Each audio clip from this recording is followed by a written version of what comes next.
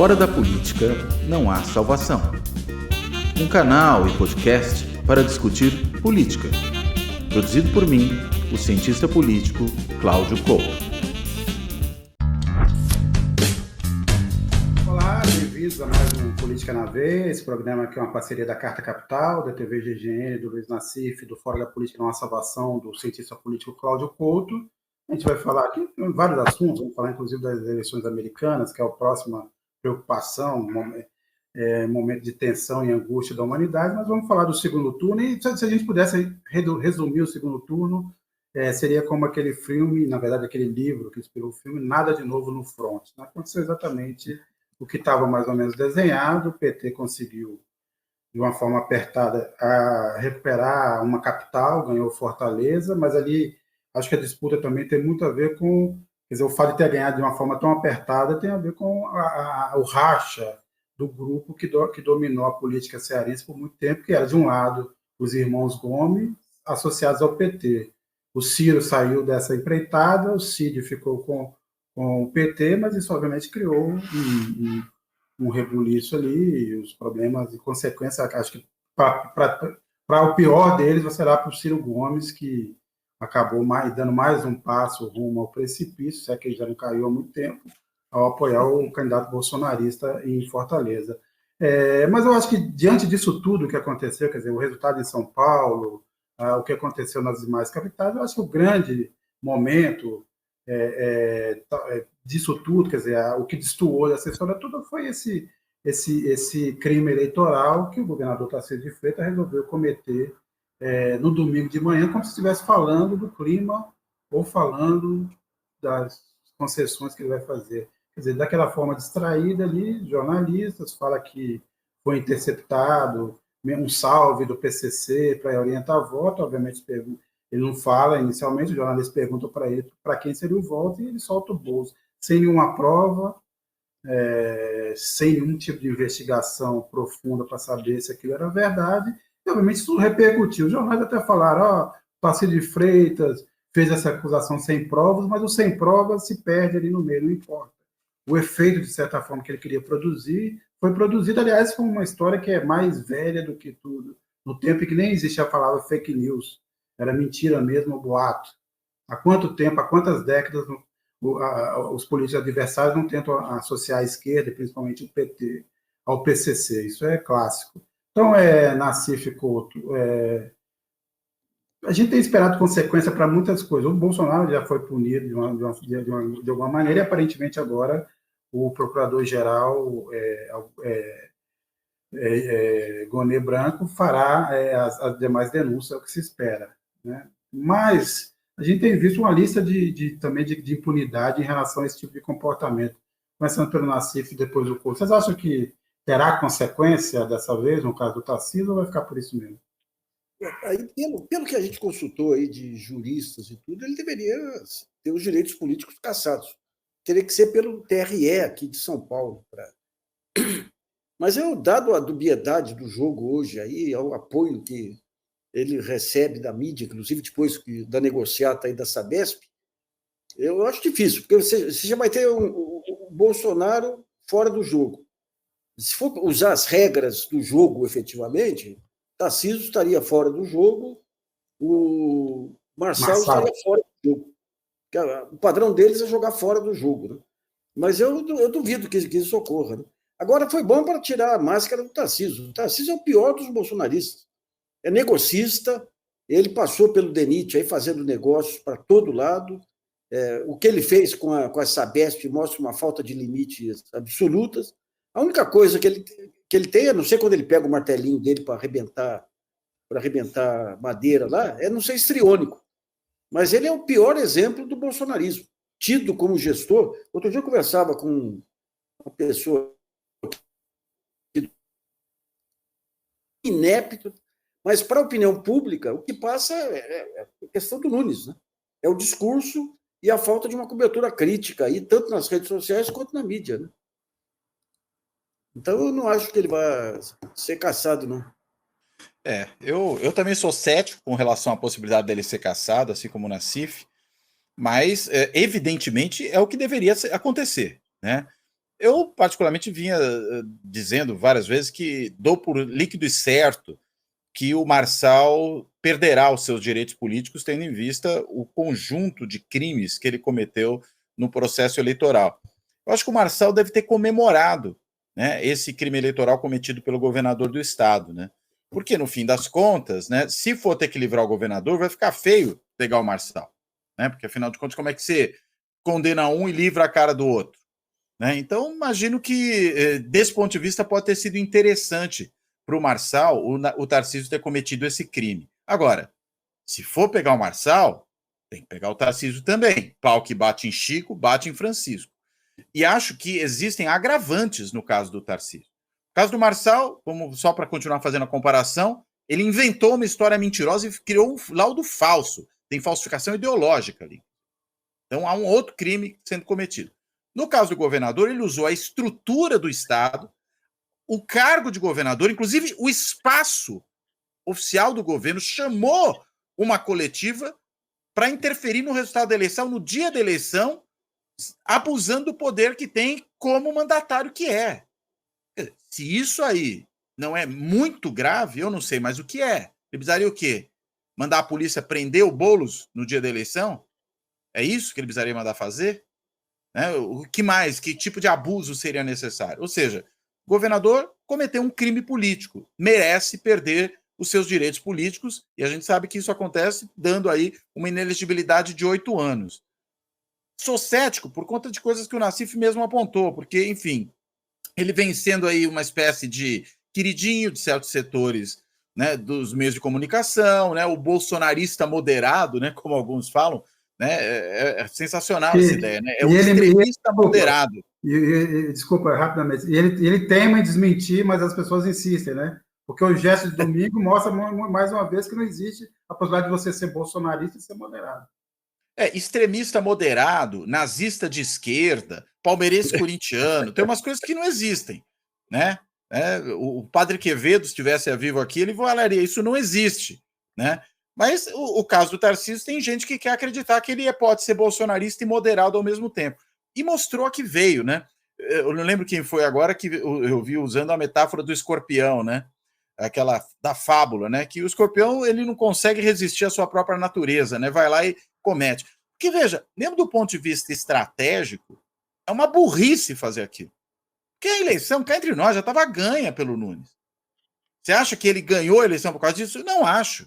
Né? A distância era muito grande, não era uma eleição. Se fosse em Fortaleza, que foi aquela eleição resolvida ali no olho mecânico, né, para usar a expressão do Turf, a gente até consegue entender. Mas, nesse caso, nem do ponto de vista de uma estratégia pérfida, isso faz sentido. Imagine, ainda mais se cometendo um crime eleitoral na condição de governador do estado de São Paulo. Então, é realmente uma coisa um tanto quanto estranha, né, do ponto de vista, né, de entender onde ele buscava. E eu chamaria a atenção para uma última coisa, né? Quando a repórter pergunta a ele, né, mas quem é que está recebendo a indicação de voto? Ele fala assim, é o Boulos. Quase a boca fechada, assim, o que é muito estranho, né? Ainda eu estou tentando interpretar melhor essa coisa, né? Linguagem corporal ali naquela cena. Talvez alguém entendido realmente desse assunto pudesse fazer uma boa interpretação. Eu fiquei na dúvida se é o sujeito que na realidade estava louco para poder para falar e estava esperando, levanta a bola para mim, levanta a bola para mim. E aí levantou como quem? Fala, não, eu não queria falar, mas já que você está perguntando, eu vou dizer, né? Dissimuladamente. E aí é mau ator, né? Não consegue esconder. Ou se talvez em algum momento no meio do caminho ele fala, gente, mas por que eu tive essa ideia de jirico de fazer um negócio desse? Né? E aí acaba soltando. Eu não sei exatamente o que ele pretendia com aquilo. Agora, que realmente é um crime eleitoral e ele merece perder os direitos políticos, eu não vejo nenhuma dúvida. Pau que bate em Francisquini tem que bater em Tarcísio, né? É isso aí. Agora, é impressionante a defesa que a nossa colega Eliane Cantanhede fez dele, né? Não, essa eu perdi, me conta aí. Não, olha, eu vou falar aqui, eu conversei 1 hora com o governador, então eu vou colocar os dois lados. Ele só colocou o lado dele, né? Ele foi apanhado desprevenido, ele não. E o Marçal não, o Marçal fez uma campanha, ele falou rapidamente. Daí todos os colegas que vieram depois desancaram. Gente, ele era governador do estado, usando o instrumental de governador. É muito mais grave que o Marçal. Mas é impressionante essa tentativa de minimizar. Agora, diga. E de normalizar a extrema-direita, né, gente? É isso.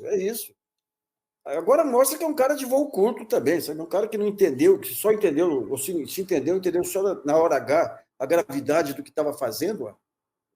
Mas o Nassif Couto, a gente já discutiu aqui várias vezes nesse programa, porque também é natural do trabalho da mídia e tal, tentar achar alguma coisa que permita fazer uma manchete, você não consegue colocar tudo numa manchete. Então, a ideia de que sempre é preciso indicar um vencedor de uma eleição municipal é natural e uma tentação comum. Então, a gente tem sempre essa ideia. Eu me lembro aqui, na semana passada, quinta-feira passada, a gente recebeu lá o Marcos Coimbra no programa Fechamento, e ele lembrou de uma coisa importante. Em 2020, o grande vencedor das eleições, segundo a mídia, tinha sido o ACM Neto e o União Brasil.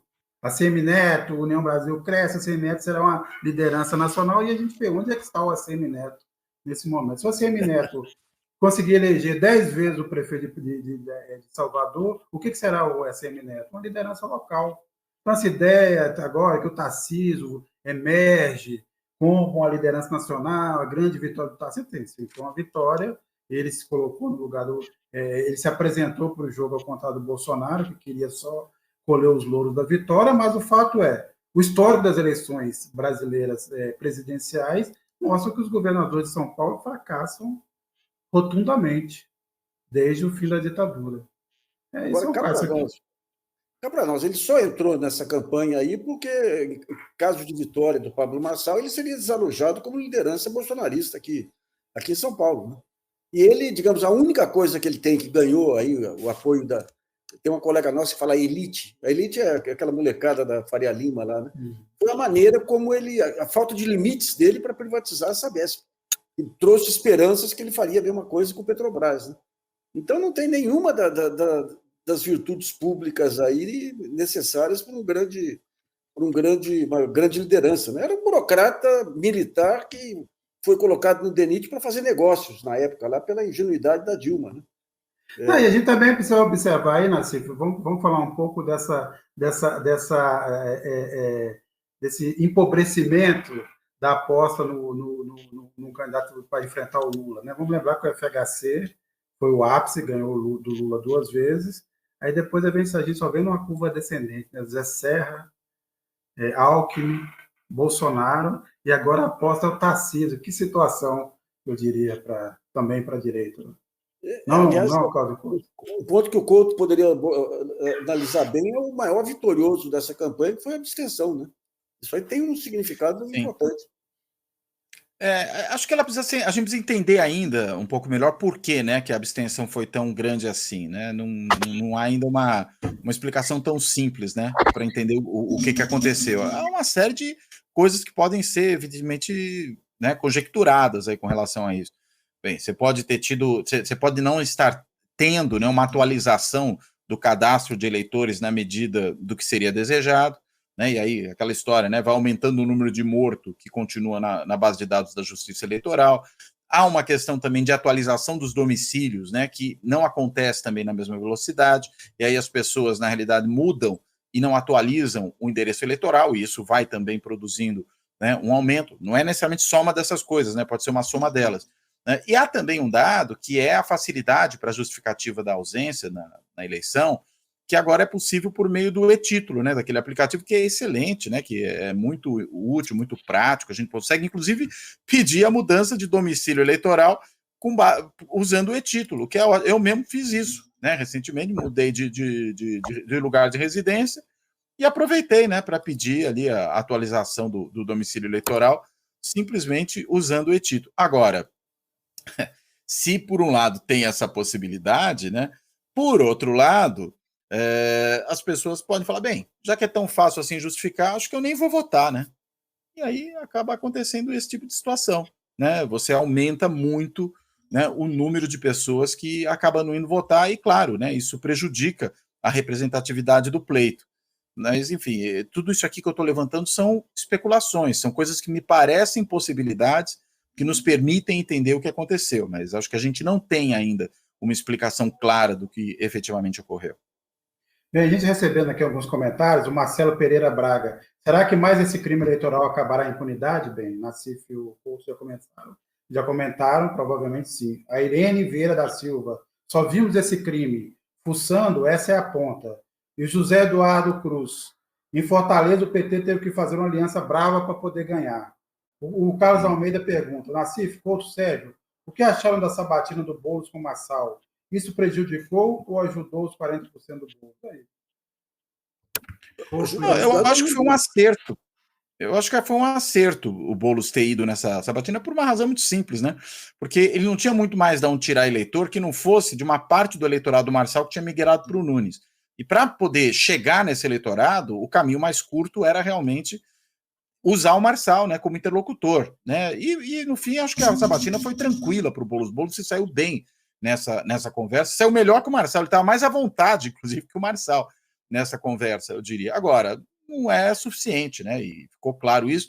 Lembrando que ele teve quase que exatamente o mesmo resultado que teve 4 anos antes, né? Na eleição de 2020, quando ele perde também para alguém que era um incumbente, que já estava na cadeira de prefeito, que era o Bruno Covas, e que também era um vice que assumiu, né, depois, naquele caso não pela morte, né, do ocupante titular do cargo, mas pela saída dele para concorrer e depois ganhar efetivamente o governo do estado, que era o João Dória, e lá naquela eleição ele teve 40,62% dos votos válidos.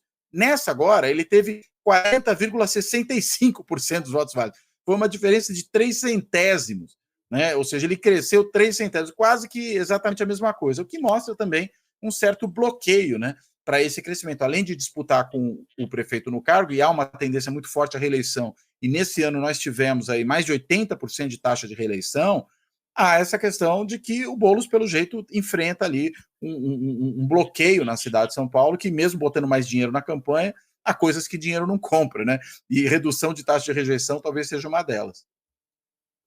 Agora, essa reeleição maciça de prefeitos mostra também o vácuo político, o vácuo de sonhos e de propostas que tem no meio político hoje, né? A esquerda não conseguiu levantar uma bandeira capaz de sensibilizar a rapaziada. Aí eles ficam nesse negócio da fé e do empreendedorismo, da autoconfiança, que cá para nós. É questão de tempo para ser varrido para baixo do tapete, porque não vai resolver nada, né? Eu vi até uma entrevista muito interessante do Vladimir Safatli, do Globo, lá falando sobre como que esse negócio do empreendedorismo aumenta a ansiedade aí dos precarizados aí de periferia, que não veem como sair dessa... Então, você tem digamos, todo esse individualismo da ultradireita em cima de 2 bandeiras que não se sustentam com o tempo, né? Mas quando você pega a esquerda, qual que é a alternativa que está sendo construída? O Lula, apesar de não ter recursos aí do orçamento que foi capturado aí pelo Congresso, qual que é o sonho que ele conseguiu levantar para poder mobilizar a esquerda, né? Então, você tem um vácuo grande aí, que eu não sei quando e como vai ser suprido aí, né? Eu queria até levantar esse ponto, mas antes deixa eu comentar. Quer dizer, Nassif, você não deu rapidamente a sua opinião. O Boulos fez bem ou fez mal ainda à sabatina do Marçal? Eu acho que ele ajudou a naturalizar o Marçal, né? Aliás, o Santo Marçal da Conceição lá, né? Porque o ar de candura do Marçal lá estava... Mas, pelo resultado, não cheirou nem fedeu, né? O eleitor do Marçal continua achando que ele é comunista, e daí você tem aquelas interpretações, não, mas ele se apresentou, ele é o oposto do bem-sucedido, que era o cara classe média que voltou. Ou seja, aqueles valores da solidariedade e do desprendimento, que o Boulos é o exemplo máximo aí, foram para terceiro plano. E daí você tem analistas de esquerda que falam, não, ele devia mostrar o sucesso, ele não deu certo porque não mostrou o sucesso do empreendedorismo.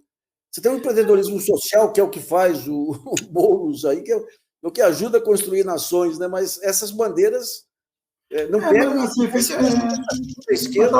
talvez tenha faltado, por exemplo, se a gente pensar no conjunto de medidas que o governo Lula tomou justamente para valorizar o empreendedorismo, sendo boas ou não, mas a criação da MEI, as regras do Simples e tudo mais, tem um discurso aí para o PT e para a esquerda também fazer. Ele fala, não somos contra, tanto que não somos contra que nós criamos esses mecanismos que facilitam a sua vida. Eu discuto se isso é certo ou errado, se esse é o caminho correto, mas está feito, está lá. Não foi a direita, não foi o Bolsonaro quem criou essas coisas, foi o governo Lula. Sobre o Marçal, eu só digo o seguinte, eu também concordo com o Nassif, acho que ele naturaliza e, ao mesmo tempo, pareceu desespero. Eu não sei como há mais o que fazer, então vou topar aí nessa história com o Marçal.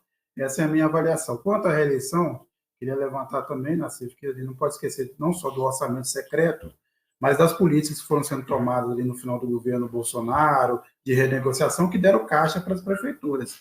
São Paulo, por exemplo, tem um caixa enorme e terá o maior caixa da sua história, infelizmente, entregue na mão do Nunes. Né?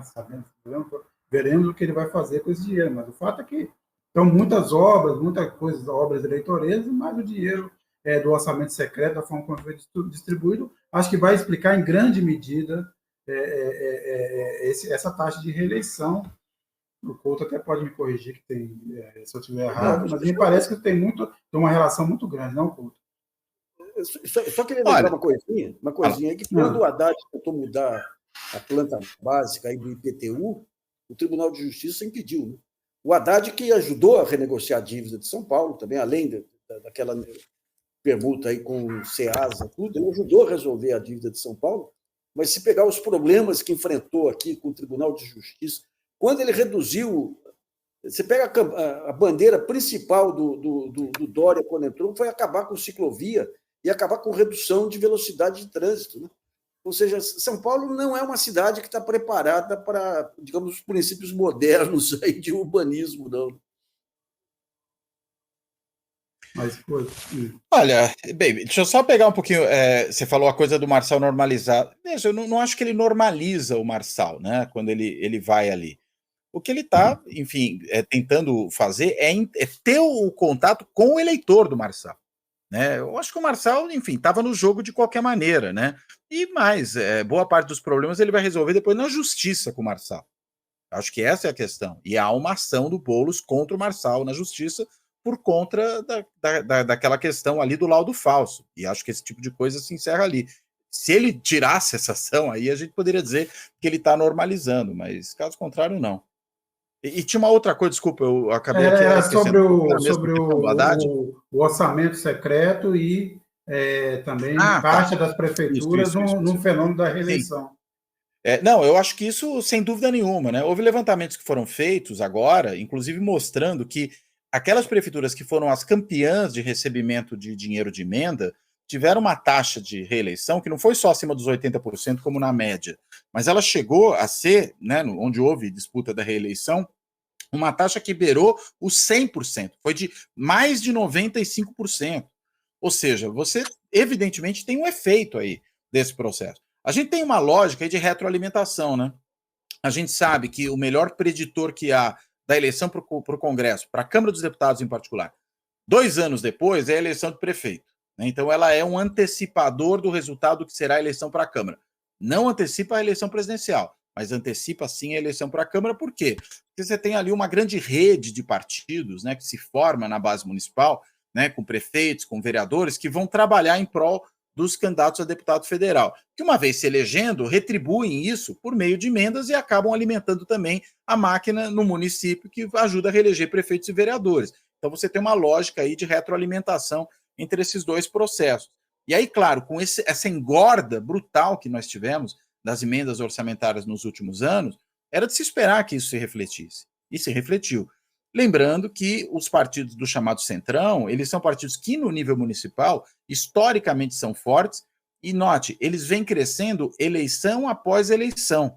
Né? Eles já tinham uma média muito alta, eles já eram, em todas as eleições, os maiores partidos, não houve uma única em que o conjunto desses partidos não foi o maior conjunto. Eles tiveram ali uma relativa queda, quando há um crescimento ali no governo Fernando Henrique muito grande, do PSDB e do então PFL, que estava alojado ali, que eu não gosto de classificar aquele PFL como partido do Centrão, acho que ele tem outras características, por isso que ele ficou na oposição aos governos petistas durante todo o tempo, né, durante ali os quase 16 anos de governos petistas, ele não aderiu, diferentemente dos demais partidos do Centrão, por isso que eu separo, mas só naquele momento em que no governo Fernando Henrique, PSDB e PFL tiveram um crescimento, é que os partidos que compõem o Centrão declinaram. Fora isso, eles estão o tempo inteiro ali liderando, né, o domínio das prefeituras. E isso vem crescendo de pouquinho em pouquinho, só que de pouquinho em pouquinho chegou a mais de 70% nessa última eleição. Então, não é uma novidade exatamente desse ponto de vista, é uma tendência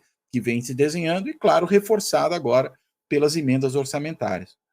Agora, Nassif Couto, a gente teve aí agora esse momento de entreveiro, de lavação de roupa suja entre a Gleisi Hoffmann e o ministro Padilha. O Padilha disse que o PT ainda está na segunda divisão, está na zona de rebaixamento. Não, na segunda divisão não, na zona de rebaixamento. Está na zona de rebaixamento e que houve essa vitória do centro, ou da direita, tal, e a Gleisi reclamou da reconstrução do partido, do esforço. Eu começo por aí, quer dizer, porque, na verdade, sempre se cobra do PT uma autocrítica sobre qualquer momento. Quando cair um picolé, o PT precisa fazer uma autocrítica. Embora essa eleição para o partido tenha sido melhor do que foram as últimas duas. Está ali na média, está ali. Não, mas eu pergunto, Nassif Couto, o que vocês acharam? E eu digo isso porque o PT sempre cai na conversa também de fazer, e ele faz isso publicamente para mostrar que está refletindo sobre o seu passado e o seu futuro. Mas o que você achou disso? Eu acho que a Gleisi fez a crítica do Padilha, que fez a crítica da Gleisi. Nenhum fez a autocrítica.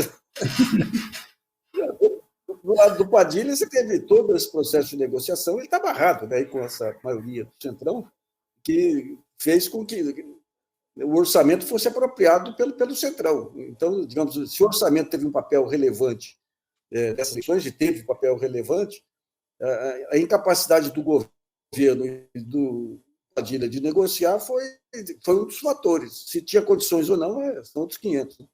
E do ponto de vista da Gleisi, o PT continua amarrado ao velho modelão sindical trabalhista lá, que foi superado pelas redes sociais.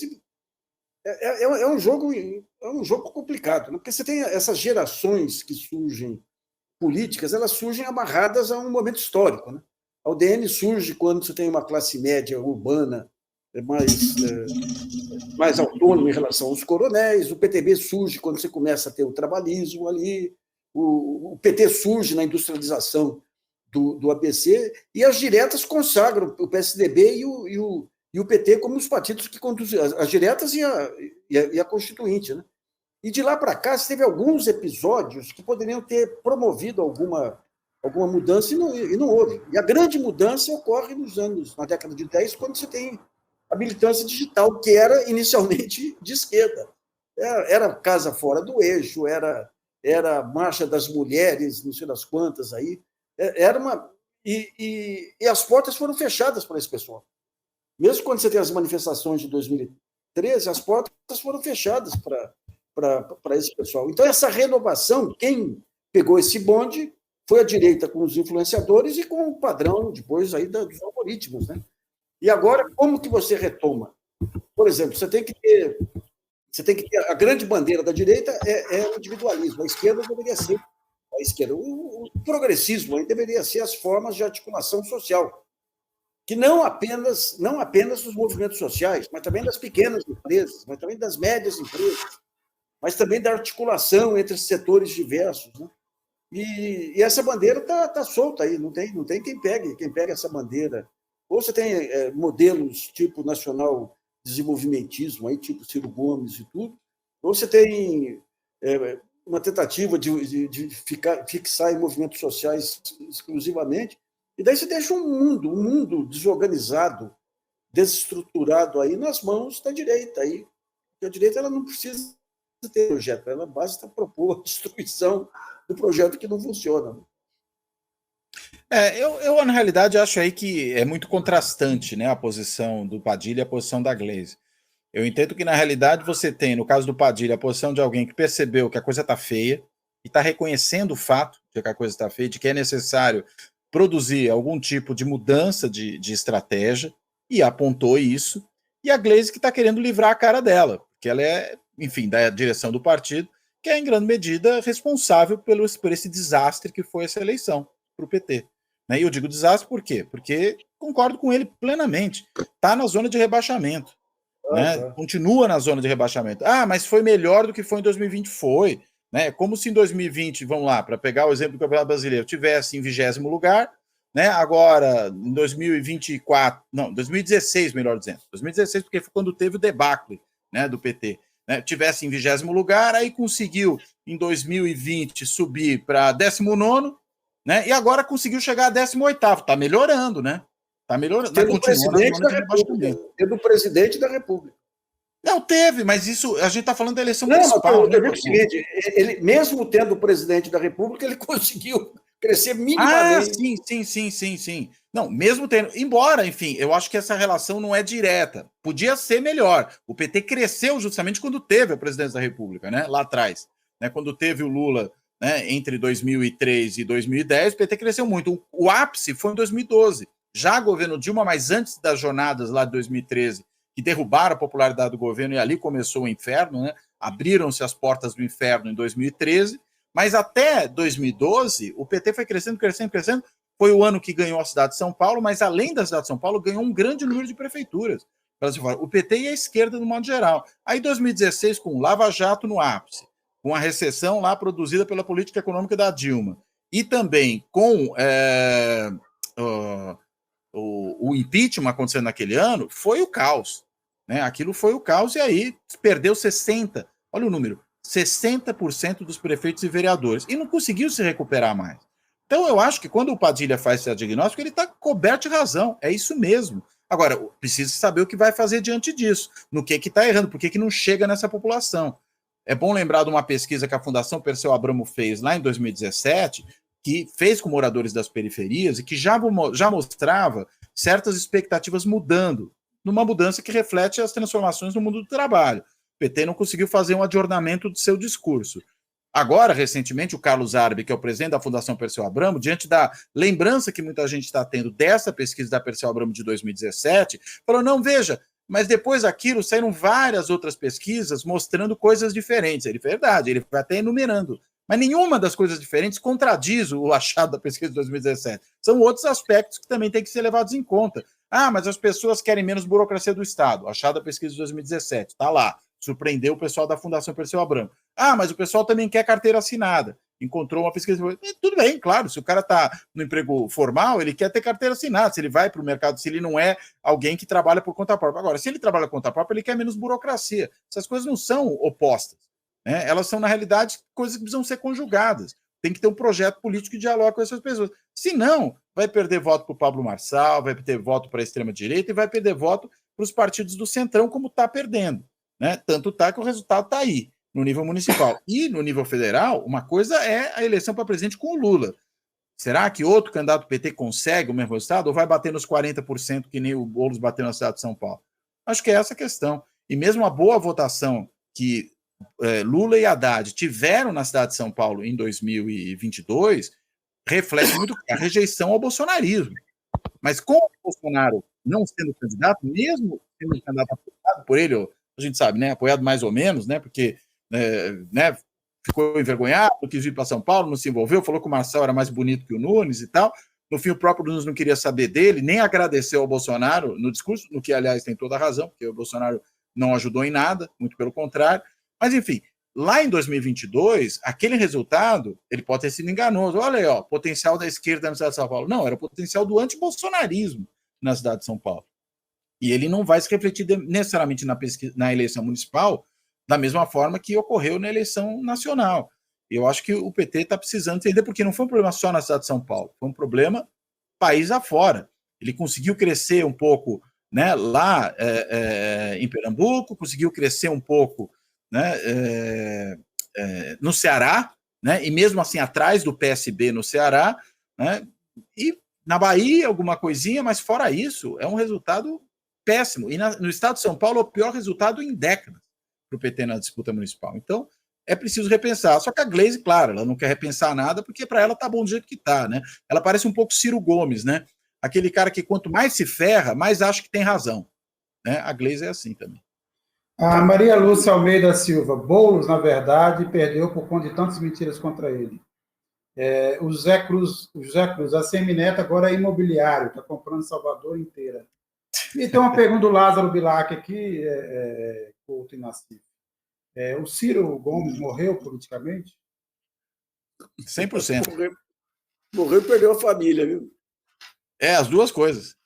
Ele não tem mais chance política no Ceará, ainda ficou brigado com a família inteira, né? Agora é impressionante. Psicologicamente, ela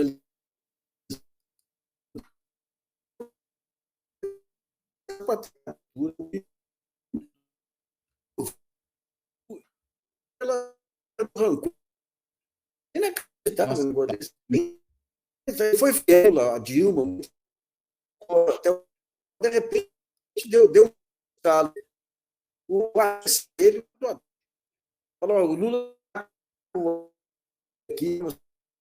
aqui com. Tá ruim aí, Nassif?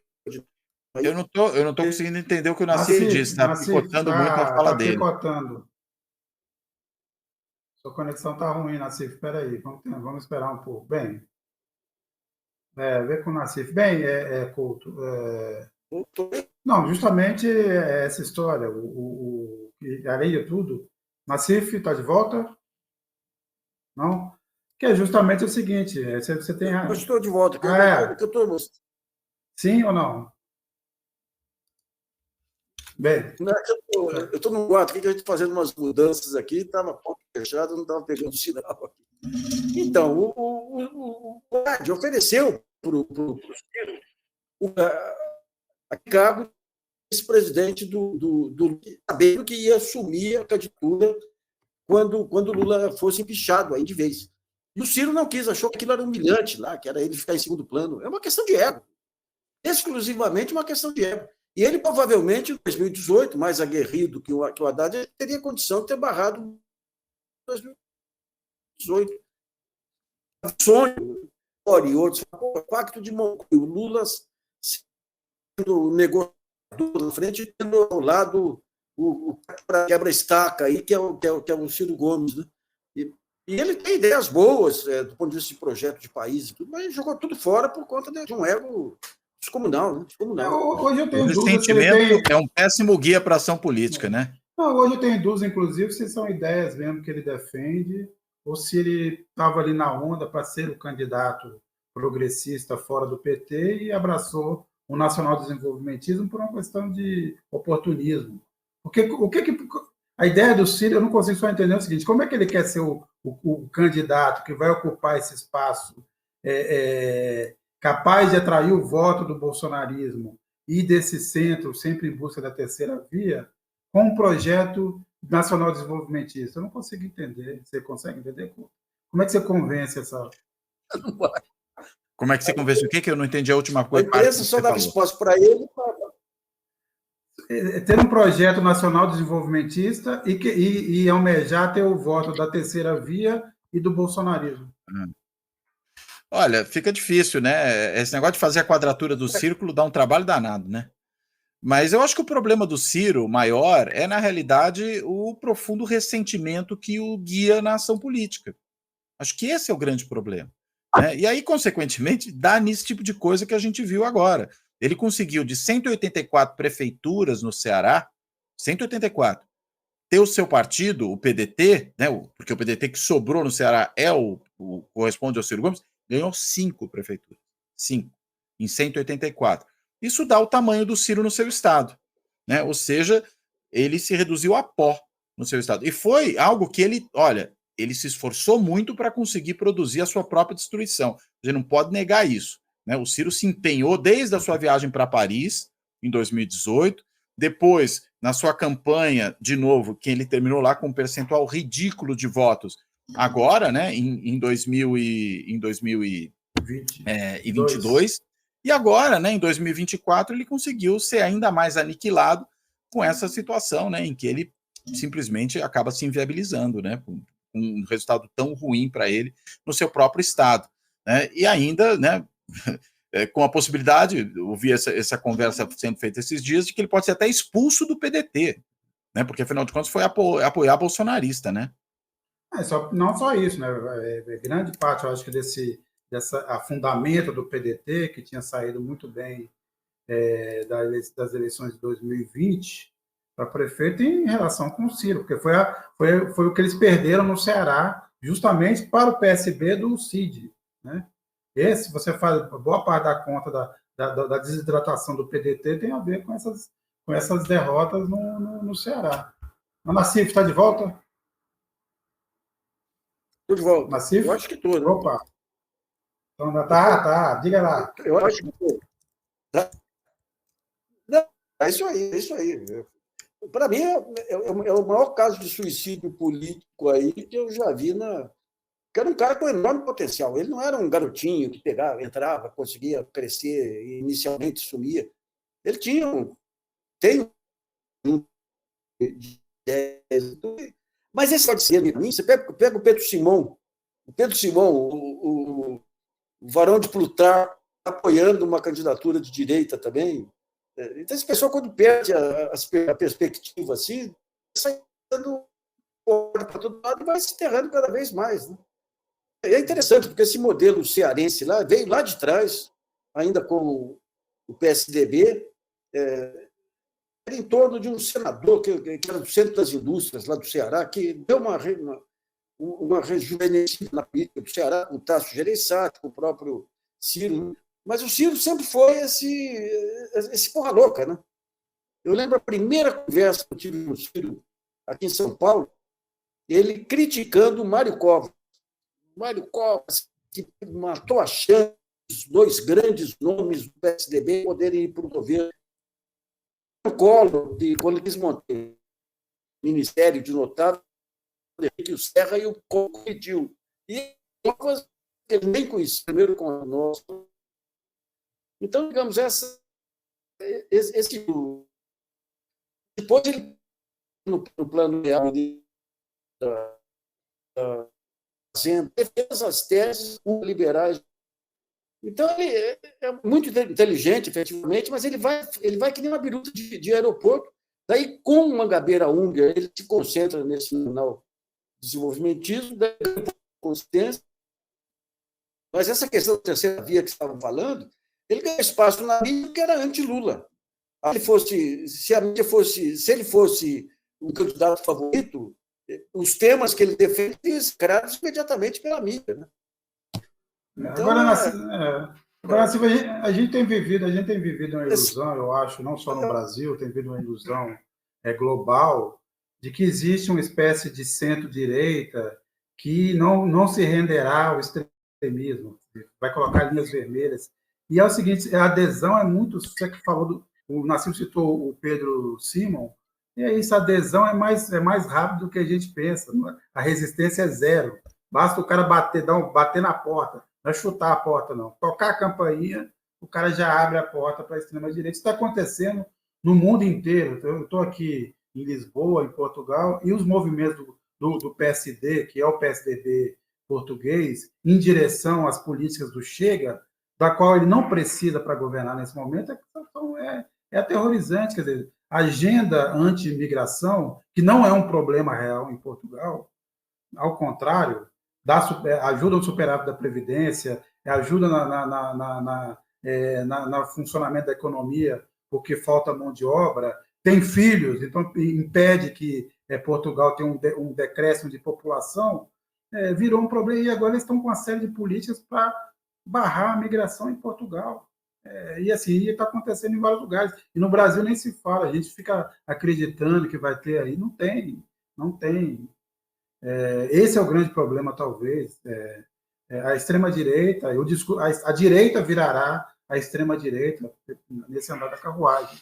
O discurso será esse. E aí sobrará um outro campo, aí um pouco mais complexo, que esse aí de progressista, para tentar defender. E aí o campo progressista vira o campo da ordem, o campo da defesa do sistema, e aí pronto. Também estamos encalacrados nesse ponto, não sei se me fiz entender.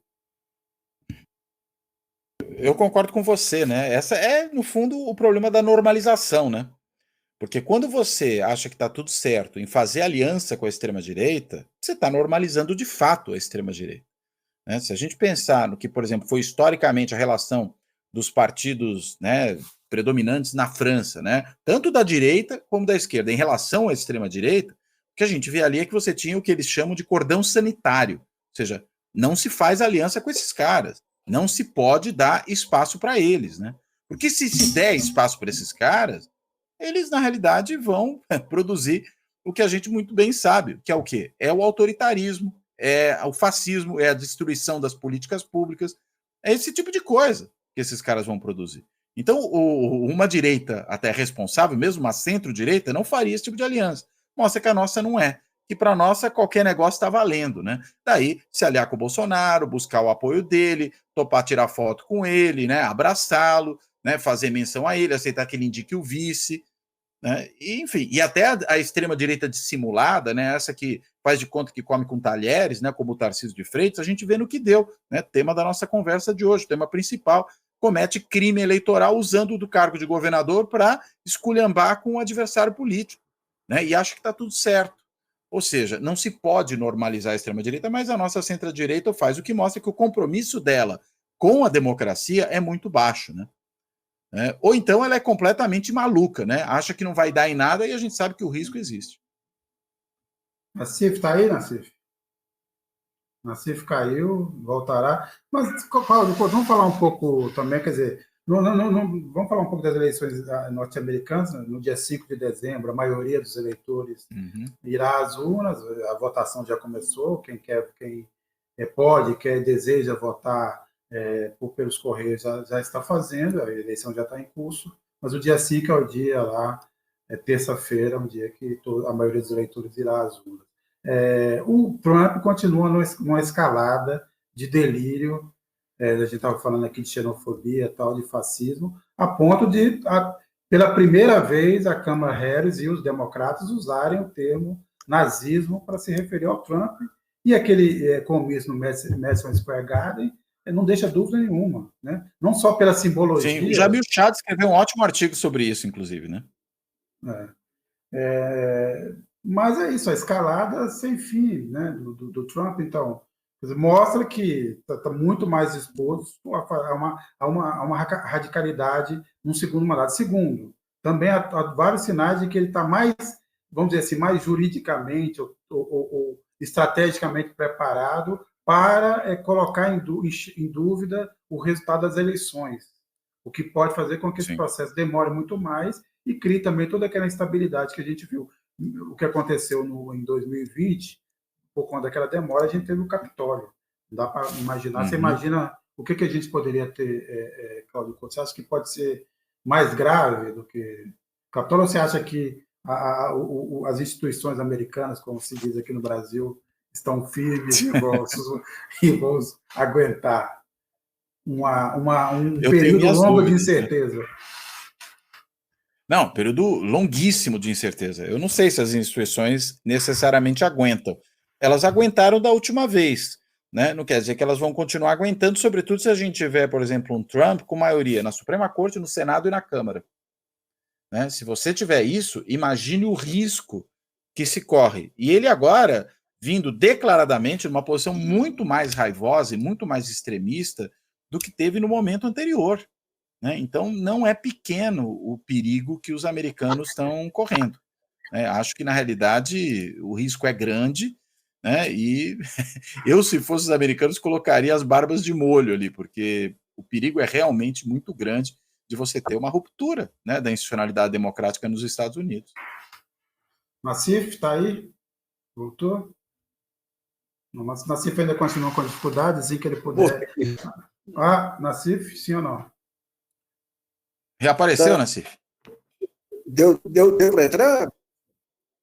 Deu, Cacá? Não, tá ruim ainda. O Cacá vai tentar arrumar, mas eu só queria citar para vocês, vocês sabem que eu nasci em Governador Valadares, que é a 30ª maior cidade dos Estados Unidos, Governador Valadares.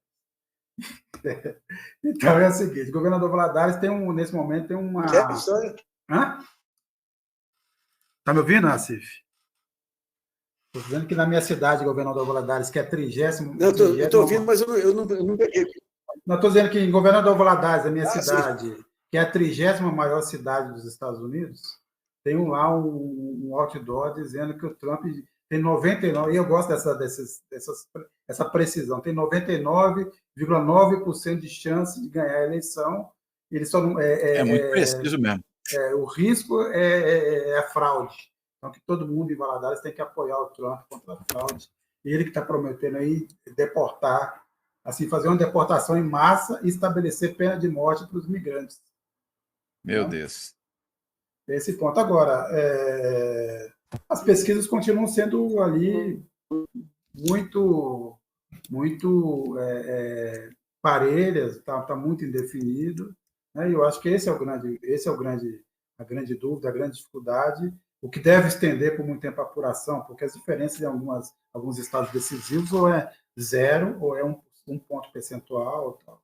Quer dizer, isso vai ser decidido ali no voto a voto, com aquela longa contagem, né? Vamos lembrar o que aconteceu já em 2020, onde a diferença de votação foi estreita, não chegou a tanto, como estão indicando as pesquisas, e você levou ali mais de um mês para que você tivesse o resultado de alguns estados. Então, agora, consequências para o Brasil, Couto, se o Trump ganhar, o que você acha que teria que ser ajustado na política externa brasileira?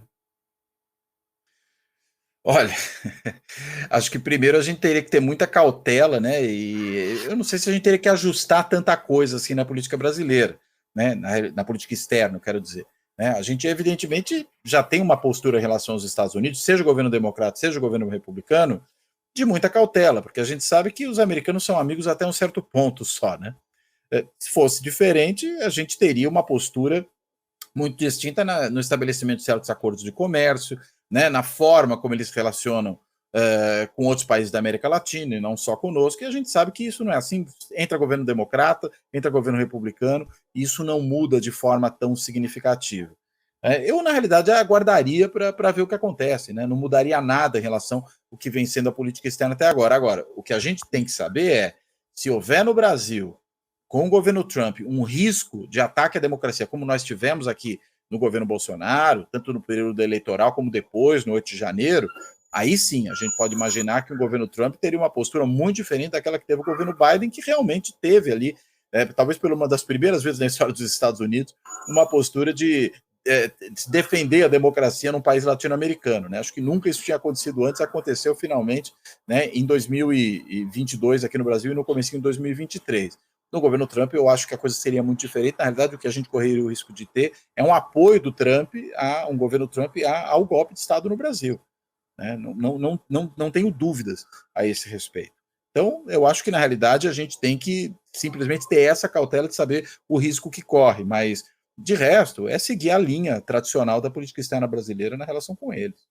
Até porque a relação não tem que ser com o governo, né? Tem que ser com o país. Agora, quando a gente pega o chamado Estado Profundo, aí, que acaba definindo, em última instância, toda a geopolítica americana, está dominada aí pelo belicismo desvairado aí, né?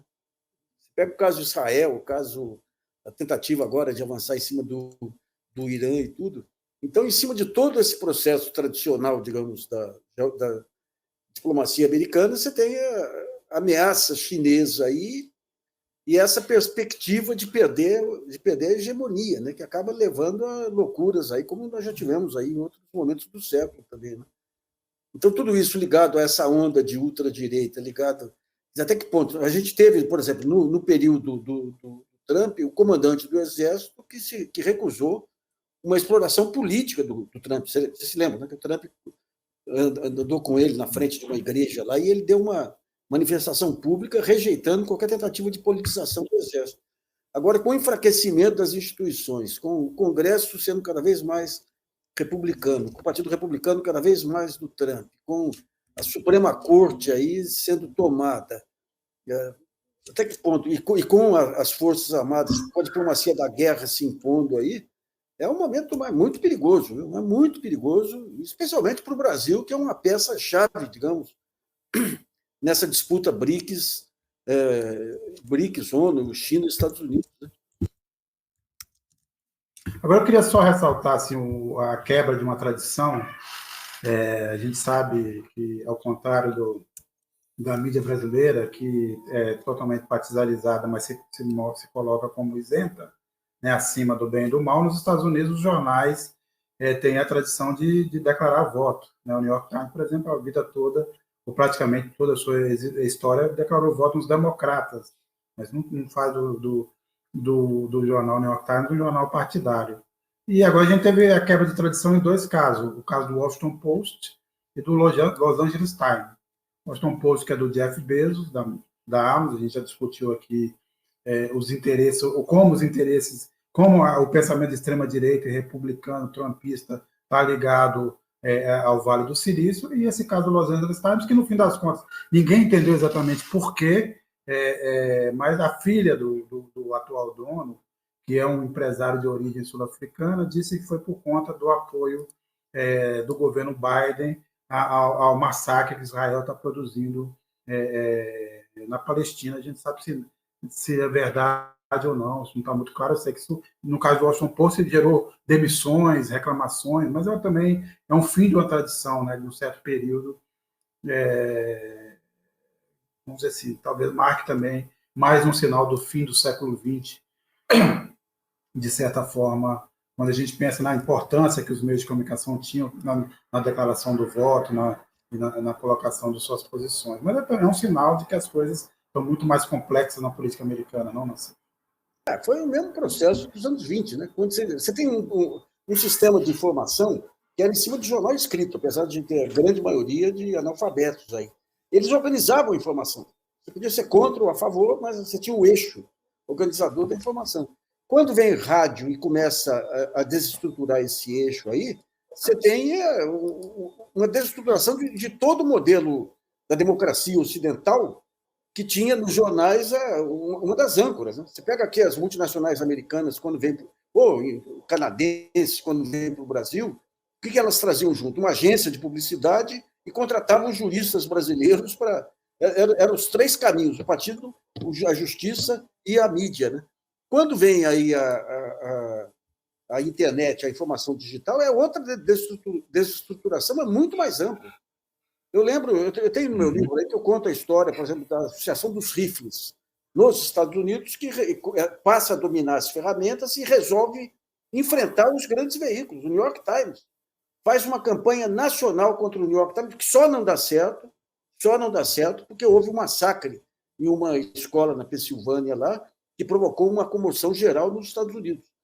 Daí enfraqueceu a Associação dos Rifles. E qual que é a saída? Uma matéria da Bloomberg. A saída é a Austrália e Brasil com os Bolsonaro.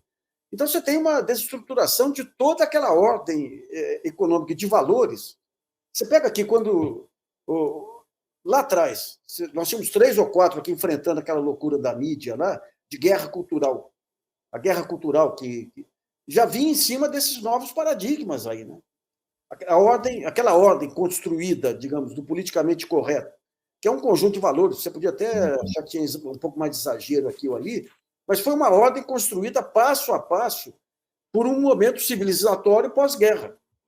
Então, quando vem a nova ordem, a desordem informacional, o primeiro ponto é desabar, é desestruturar esse sistema de informações, desestruturar a linguagem. Você lembra a linguagem que surge ali, aquela virulência de veja, de tudo, na época. E, a partir dali, toda aquela desestruturação do politicamente correto vai se manifestar no Poder Judiciário. Porque a justiça nada mais é do que um conceito de valores e de princípios que são transformados em leis, são transformados em jurisprudência, e aquilo vai se espalhando por todo o campo nacional, né? Internacional. Né? Então, hoje você tem aí, só quando vem o fantasma do Bolsonaro lá ameaçando o golpe e tudo, que você começa uma tentativa de reconstrução, mas muito enrolada. Né? E agora, com os Estados Unidos voltando com o Trump aí, aquele negócio que as instituições garantiram a democracia brasileira, garantiram uma pinóia. Né? O que houve foi um veto aí americano ao golpe. Aí. Aliás, se você pega os sites dedicados aí ao Exército e tudo, só tem exercício conjunto com forças americanas na Amazônia. É uma subordinação geral. Lá atrás, pelo menos, você tinha forças armadas, aí, o Exército, aí, no tempo do Getúlio, aí, industrialista e tudo. Hoje não tem nem isso. Você não tem um poder aqui que você possa dizer que é uma âncora. O Supremo é uma âncora, porque é em autodefesa também. Né? Então, digamos, você tem uma desestruturação global aí das ideias, dos princípios, dos conceitos, dos princípios civilizatórios, o que vai dar? Eu temo pelos meus filhos aí, viu? Não, vamos esperar. O que vai dar? Bem, no caso dos Estados Unidos, a gente vai ter que esperar bastante tempo, né? Eu acho que antes de meados de dezembro... A apuração lá é um pouquinho mais demorada do que a nossa. Talvez início de dezembro, olhe lá, né? Mas com riscos de algum tipo de tentativa de tumultuar. Lembrando que todos aqueles grupos de extrema-direita voltaram a aparecer nos comícios do Trump, eles que tinham sumido dentro do Capitólio. Por exemplo, os Proud Boys e outros grupos organizados estão lá. Vocês já estão sendo notados nos comícios do Trump. Então, veremos. Veremos o que veremos, como dizia o Danny Kaye. Quem viver, verá. Quem viver, verá.